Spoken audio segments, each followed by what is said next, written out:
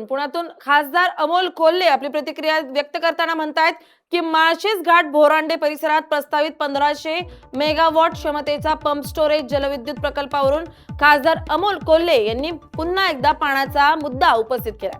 आदिवासी आणि स्थानिक शेतकऱ्यांच्या हक्काचं पाणी तिसऱ्या मुंबईतील डेटा सेंटरसाठी वळवलं जाणार आहे का, असा गंभीर सवाल त्यांनी सरकारला केला।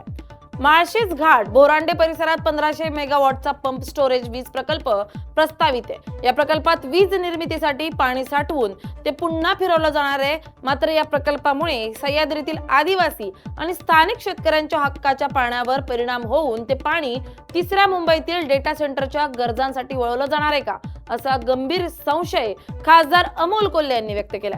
जुन्नर आंबेगाव परिसर आधीच पाणी टंचाईचा सामना करत असताना स्थानिकांच्या पाण्यावर परिणाम होऊ नये अशी भूमिका त्यांनी घेतली आहे।